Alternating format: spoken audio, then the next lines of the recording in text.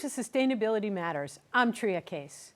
On today's show, we're talking about how we power our homes and communities. We'll dissect fact from fiction in the push for sustainable energy, exploring how it can impact our energy bills and overall well-being. And some of what we have to say may surprise you. We'll kick things off with a word from Andrew Falzone on how we currently power the city that never sleeps, and the kinds of green energy projects making sure the lights stay on while doing good for the planet.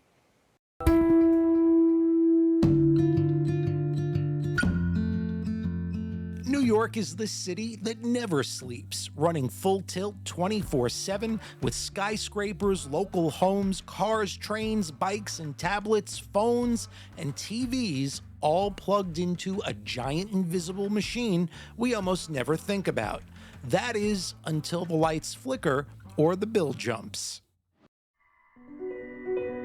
In 2022, more than 95% of power produced in and around New York City came from oil and gas plants that keep the city humming, but leave behind a trail of pollution and climate-warming emissions. Added to those fossil fuel power plants, there are peaker units that roar to life on the hottest days when everyone cranks the AC.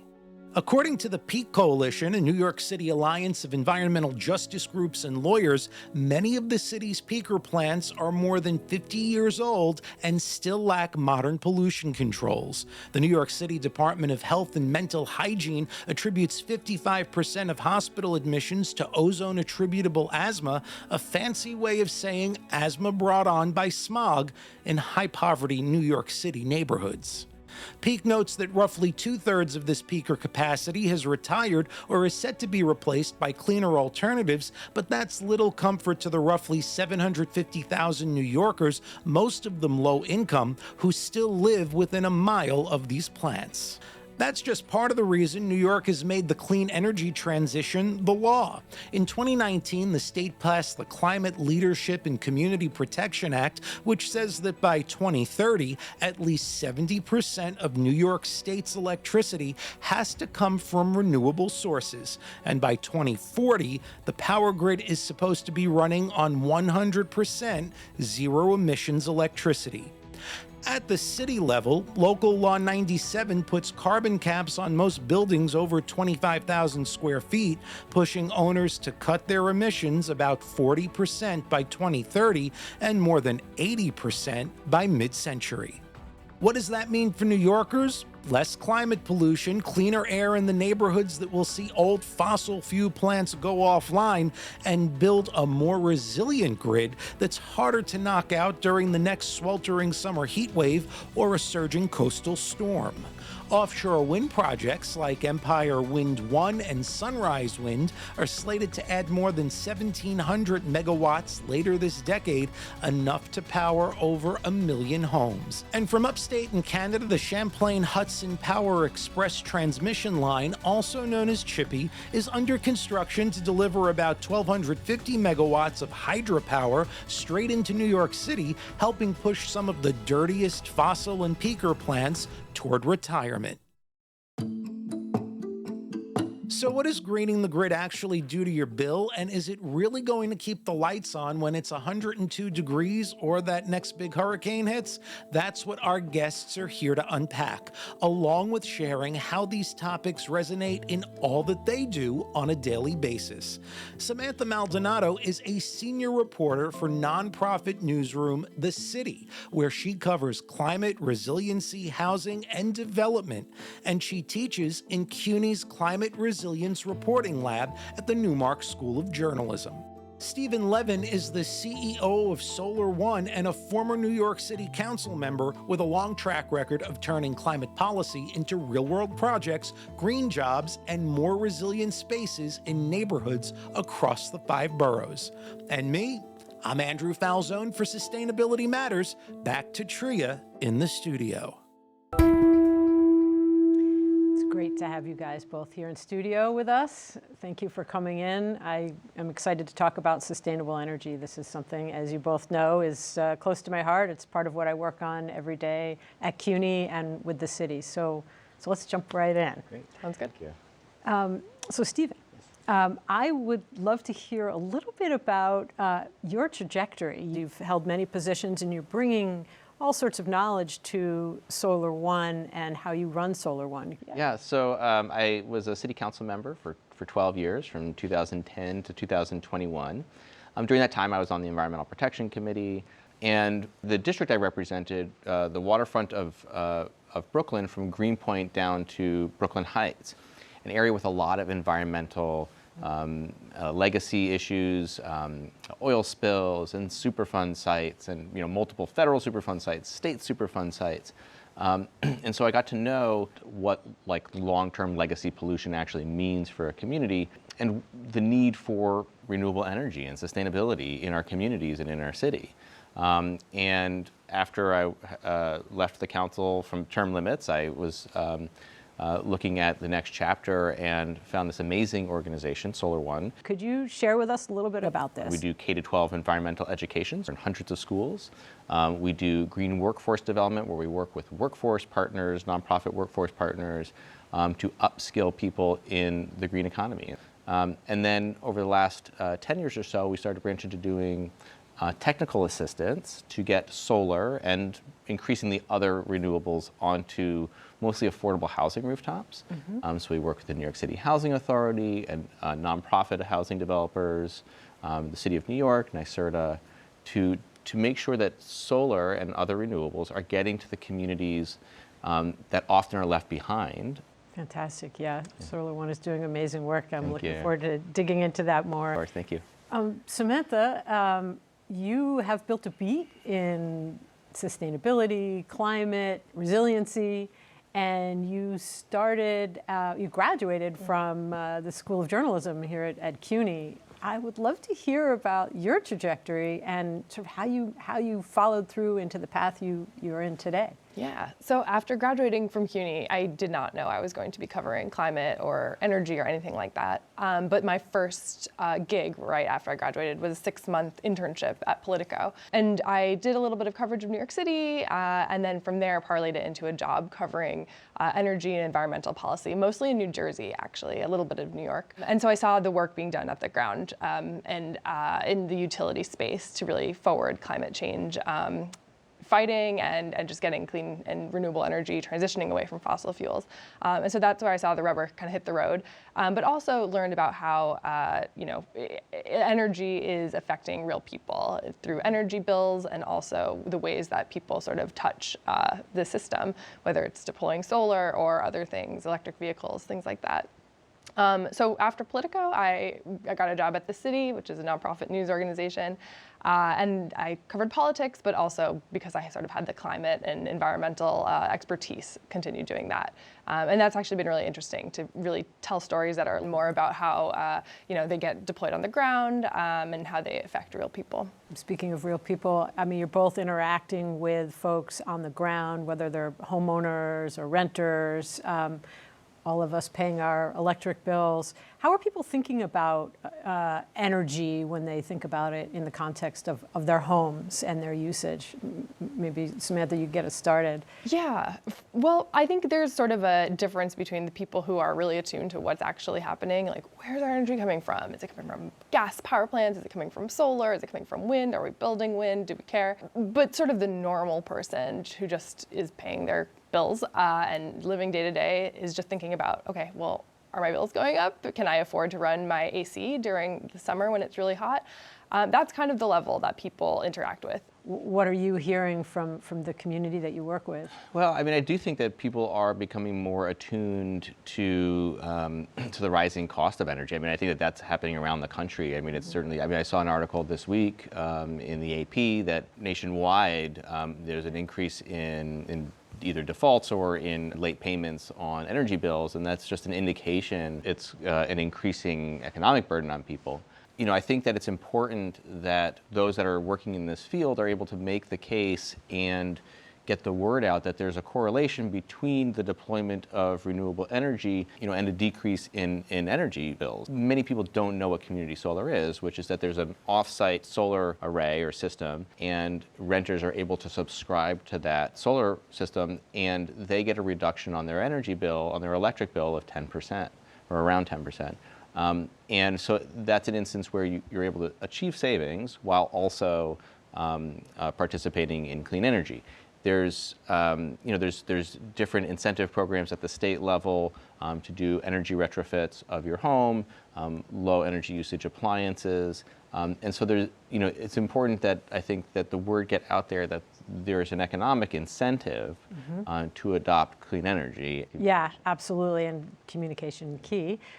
You're also teaching at the journalism school? Yes, I do. I teach, one of my major classes that I teach, I created it, is about climate resilience in New York City, and it's a journalism class, so it's about covering that. And so I try to do a lot of field trips, bring my students out, and really talking to different kinds of people. So not only, in that case, residents, but also the state and different sort of policy experts about what's needed. Is there a mindset that you try to impart to them? I mean, this is such a huge field, and oftentimes they're talking to folks that may not want to listen. They're telling stories and they're showing why different things matter. And so I always try to tell them they need that in their story, right? Like, why are you telling this story? Why does it matter? Why should your audience care about this? And then also put that in context, right? Are you writing about solar, and why? Because we are in a climate crisis, and this is a way to bring down emissions, and also it's cheaper for people, things like that. We've been making this transition for some time to move to clean energy and trying to green our grid. That's been driven by various city, state, federal policies over the years. I assume that's something that you've been writing and covering. We have a law, Local Law 97, that mandates emissions caps for all large buildings over a certain number of square feet. And the way that is achievable for these buildings, in large part, is if the state greens the grid. I mean, this is all within the context of this, what's happening right now with AI data centers and the energy consumption, and this realization that we need to modernize our grid. We need to come up with a vast array of renewable energy sources in a really relatively fast time frame in order to avoid 5-10 years down the line there being a real crisis in terms of energy. Yeah.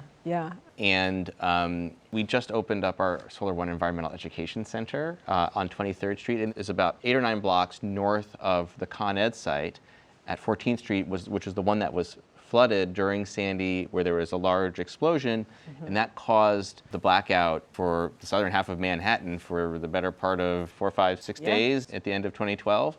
And for anyone that was here at the time, I mean, sometimes we have short memories, but for anyone that was here at the time, I mean, that was really, really scary, devastating. I mean, I remember I was in the council at the time, and I represented a development in Gowanus called Gowanus Houses, and that had, for I think 12, 13 days, it had 5 buildings that were out of electricity. These are 15-story buildings. There were people that were stranded without, because they couldn't get down the stairs. The elevators were out. The community had to kind of create some mutual aid on the fly to bring food and medicine. Folks that needed to have their medicine refrigerated. It was a huge, huge impact, and so I think that is something we should really keep in mind. But so you can see what needs to happen in order to be resilient. Yeah.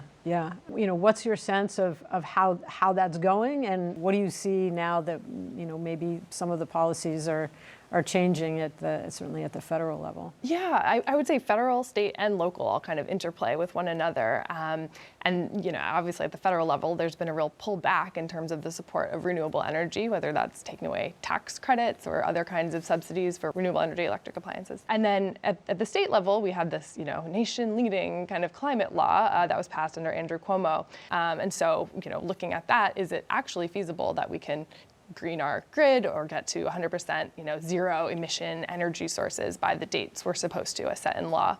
Is that impacting the programs that you're running at Solar One? Certainly.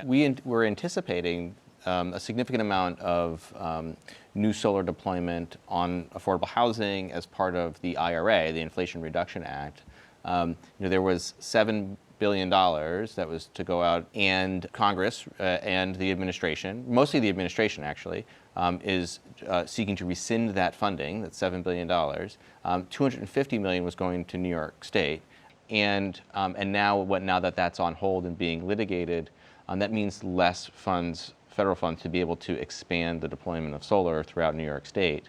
And so it is a big inhibition.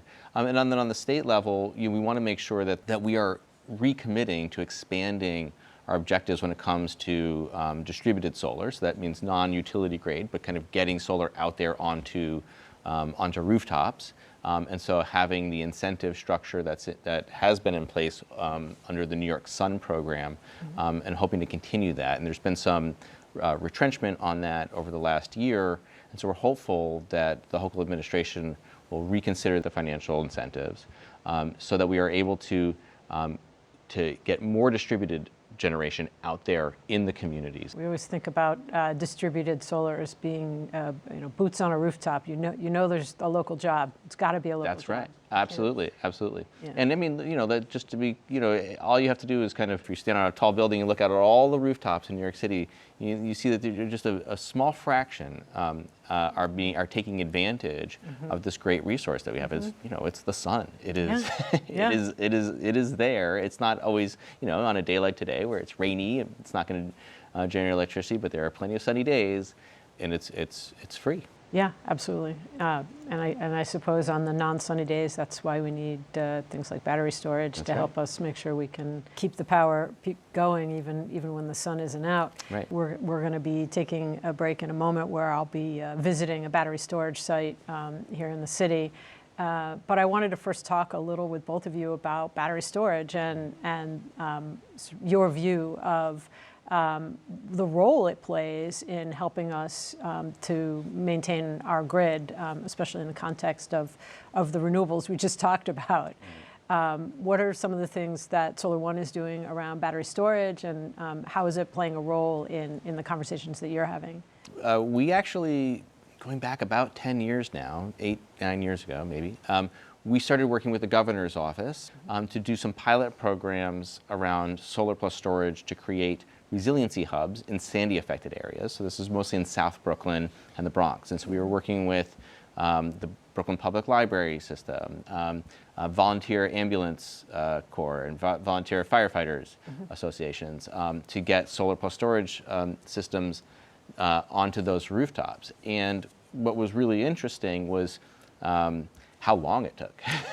It's taken almost, I'd say, starting maybe 2016, so we're approaching 10 years, and the projects are actually just getting commissioned now, and that's because of the rigorous vetting process that the FDNY has taken towards permitting battery storage systems. I think that what we've seen over the last year or two is there's been a little bit of a political football around battery storage systems in certain communities around New York City where people are opposing them, or they're saying, I don't want this in my neighborhood, or I don't want this around this school or around my home. But the fact of the matter is that the FDNY is, they're the best at what they do. They are the best in the entire world at what they do. And they are taking a very critical lens towards permitting and have been, really putting battery storage companies through their paces to make sure that this is entirely safe. And we've seen that up close.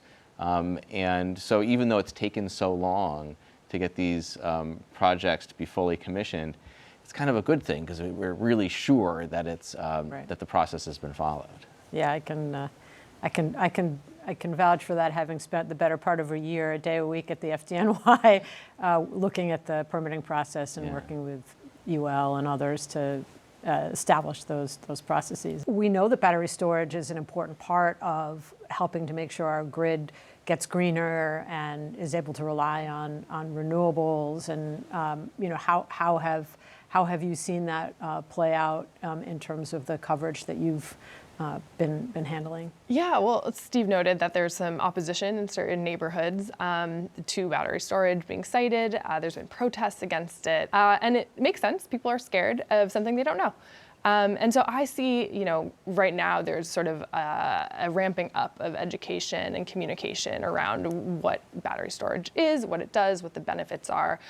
So there's been certain neighborhoods that have had it, and maybe when there's some brownouts during a heat wave, in other neighborhoods, they're okay, in part because they had the battery storage backing up. Yeah, also, sure. And I mean, and there are thousands of battery systems all over the country and tens of thousands all over the world that are operating safely. Yeah, we do have these lithium ion or lithium iron batteries all around us, and and they're kind of a major part of modern life. Yeah, absolutely.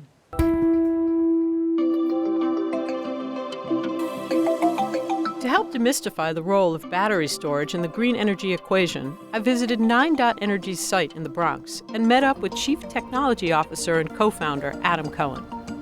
Tria. Hey, good to see you. Thanks for having us here today. Yeah, thanks for coming to the Northeast Bronx. Tell us more about where we are. Sure, so we're in the Pelham Gardens neighborhood of the Bronx. Co-op City behind us has this elementary and middle school here. Adam, we're standing underneath a solar array paired with this battery. Can you describe to us, why did you pair these two things, and why is it important to this community? So our goal as a city is to move to 100% clean energy power grid. That includes wind and solar. A solar canopy like this will provide power to the grid whenever the sun is shining. In the long run, we need to make sure that that power goes somewhere when there's extra solar, when there's extra wind, hold it, and then put it back out when people want to use electricity. And so batteries are that buffer between clean energy and power use. So can you explain to us how this is designed and what we're looking at? Sure, so these pull in power from the power lines that you walk underneath on the way in. They pull the power in through these transformers that step down the voltage, and this primarily happens overnight when the grid is not overstressed and it has lots of extra headroom. It pulls the power into these batteries and it goes blup, blup, blup, blup. They charge up and then it holds the power. It waits. And then when the grid is overstretched, typically on the hottest of the hot days during the summer, the power company will say, give us the power back now. Con Edison will call us under what's called a demand response program and say, at the same time they want you to reduce your air conditioning use, when they want businesses to shut down their elevator shafts because their grid is overstressed, this battery acts as negative load. It takes that power and goes pop, pop, pop, pop, pop, sends it back to the grid. And so the 100,000 customers that are connected to the power lines from the Northeast Bronx substation now have extra room on their power grid for those hottest of the hot days when the grid would be overstressed. Let's talk a little bit about why batteries are important to folks in New York City and to our communities. Yeah, so battery energy storage systems like this that are connecting to the power grid or connecting to a home, connecting to a business are ubiquitous. And so thousands of people across New York State have already installed battery energy storage systems at their homes. They're sitting in their garage or sitting in their basement or sitting on the side of their house. And they're doing the same sort of thing, pulling power from the grid or pulling power from the sun, and then having that power for when maybe the grid goes down, but primarily when the grid is overstressed and the utility calls those systems. Adam, how have communities responded to these systems, and what are the ways that you're partnering with them? So I like to call these neighborhood batteries or community batteries. They are designed to help the local power grid, but they're designed to integrate into the communities that are our hosts. I like to call this like the invisible infrastructure of New York City. It's not just supporting this small neighborhood, but all of New York City. Thank you, Adam, for taking the time to walk us through the system. And for me, it's a full circle to be able to stand here and be at a deployed system in the city. And it's awesome to see the work that NineDot is doing. Now, let's follow up with our studio guests about additional wins on the local energy front. Are there other examples of projects that you've seen that you're excited about or that you feel have kind of made a difference here in the city? So we work with about 600 graduates a year coming through our workforce program. And we help them to find jobs in the clean energy sector. So that means green building operations and maintenance, green construction, HVAC installation, HVAC maintenance, solar installation, all looking towards green careers and how we can really lean into that economy. And Samantha, I mean, you're covering a broad range of topics on your beat. What are you seeing? What gives you hope? Yeah, I'm really interested in some of the things that NineDot is doing to deploy clean energy products, especially induction stoves, the sort of new plug-in heat pump in the windows of different NineDot buildings. And it's a kind of experiment. What they do is they say, we need this product, and it doesn't exist on the market yet. And they'll say, if a company can come make it, we will buy a ton of them. And so they're using their purchasing power to kind of spin these new products into existence. And so they're trying them out in their homes. And so I'm really interested to see how these go. NineDot has done this before successfully, making smaller refrigerators, more energy efficient refrigerators that I've had in my apartments in the past that have spun from these projects. So that I think is really interesting. And it's really targeting some of the lowest income people as well. Sure. And actually at Solar One, we're working with the Fund for Public Housing on doing workforce training around the installation of those heat pumps. Oh, neat. So thank you both for the things that you're doing, for the information you're sharing, for the programs you're running. They really make all the difference for each one of us. So thank you, and thank you for coming into the studio today. Thanks for having me. Thank you. Cool. Now, Kyra Baytal is going to show us easy green choices we can make at home on Green to Go. Hi, I'm Kyra Baytal, and this is Green to Go, where we practice sustainability in action. Switching to clean energy doesn't have to mean getting up on your roof and installing a bunch of solar panels, unless you want to. To start, check out NYC to find your clean energy hub, a one-stop shop to help you make the transition to clean energy.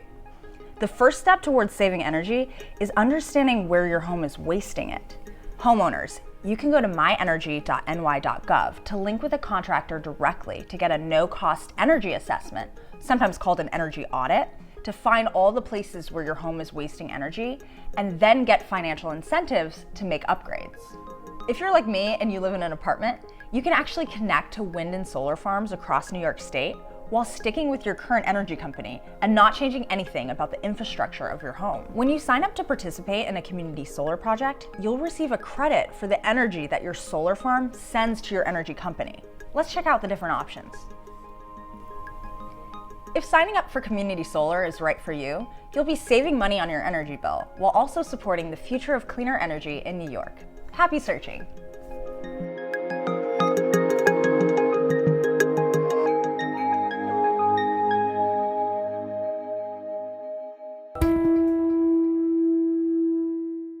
Please keep the conversation going and follow us or send us a message on social media and download our CUNY TV app. Be sure to join us next month to talk about green choices when we travel. We'll have some great ideas for eco-friendly spring break or greener morning commutes.